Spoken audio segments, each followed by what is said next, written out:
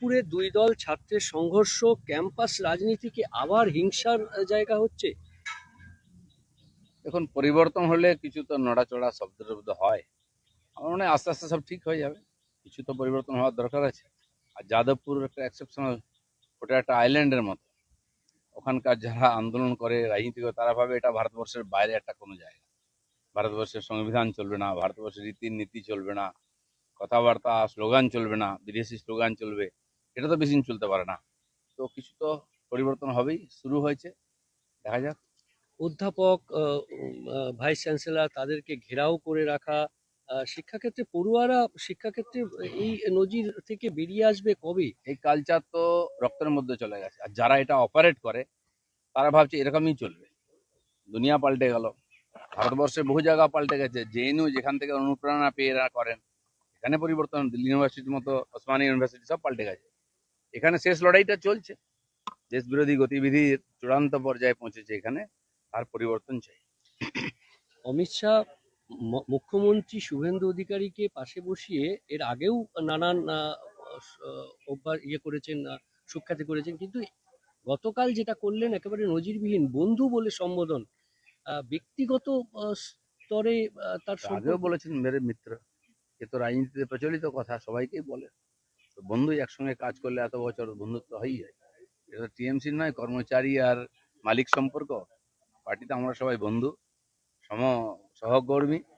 Party যাকে যে নেতৃত্বে বসিয়েছে সে দায়িত্ব পালন করছে, বাকি তো একটা পরিবারের মতো আমরা সবাই। দাদা, শওকত মোল্লার বিরুদ্ধে এবার ইউপিএ ধারা লাগু হচ্ছে। এনআইএ বিশেষ আদালতে সেই আবেদনও করেছে এনআইএ। অবশ্যই লাগু হওয়া উচিত। যেভাবে তার নেতৃত্বে মাননীয় নাড্ডাজির উপর অ্যাটাক হয়েছিল গুয়াহাটিতে, সে ইতিহাস, সে ভিডিও আপনাদের কাছে আছে।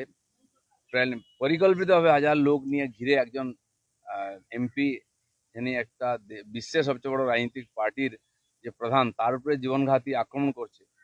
নিশ্চয়ই তো কিছু ব্যাপার আছে, সবকিছু তদন্ত হওয়া উচিত। দাদা, গেরুয়া উত্তরীয় পরে কুণাল ঘোষ বিধানসভায় ঘুরে বেড়াচ্ছে, তাহলে কি কুণাল ঘোষও পাবে? প্র্যাকটিস করছেন বোধহয়, জানি না কেমন লাগে। গেরুয়া নীল লাল সবুজ হয়ে গেছে, গেরুয়াটা দেখা যাক কিরকম হয়। অভিষেক বন্দ্যোপাধ্যায় আরো একটি মামলায় রক্ষা কবচ পেলেন। 16টি মামলার মধ্যে প্রায় 8টি মামলায় তিনি রক্ষা কবচ পেলেন। রক্ষা কবচ একটা জিনিস, আর সেখান থেকে মুক্ত হয়ে যাওয়া আলাদা জিনিস। কেস চলছে সাময়িকভাবে, বিভিন্ন কারণে কোর্ট মনে করেছেন এ ব্যাপারে যেন আর বেশি কিছু না হয়। কিন্তু কত মামলায় রক্ষা কবচ পাবে? মামলা তো হয়েছে, তদন্ত হবে। তদন্ত যেদিন তার রেজাল্ট আসবে তখন আইন তার ব্যবস্থা নেবে। দাদা, অনেক মহিলা দেখা যাচ্ছে যে অন্নপূর্ণা ভান্ডারের টাকা পায়নি অভ্যেস হয়ে গেছে না লক্ষ্মী ভান্ডার নিয়ে। কিন্তু এটাও পরিষ্কার জানা উচিত, সব সুবিধা সবার জন্য নয়। কেন্দ্র সরকার অনেক প্রকল্প করেছে, রাজ্য সরকার করেছে, তার একটা সীমা আছে। তার জন্য ক্রাইটেরিয়া ঠিক করা হয়েছে, তার মধ্যে যারা আসবেন তারা পাবেন। সবাই এই দান ধ্যানে সবাইকে দেওয়া হবে, এই অভ্যাস খারাপ করে দিচ্ছে টিএমসি। এটা সবাইকে বুঝতে হবে, এটা চলতে পারে না।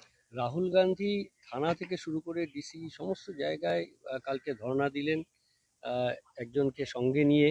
আহ, এভাবে কিন্তু তাকে ঝাড়খণ্ডের ছাত্রদের এখানে আসতে সময় পেল। যাই হোক, দিল্লিতে সময় কাটাচ্ছেন এখন এদিক ওদিক করে।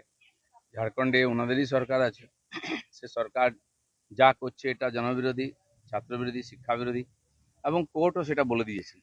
তো সেই জন্য হয়তো মুখ নেই যাওয়ার ওখানে, দিল্লিতেই উনি ছবি তুলছেন।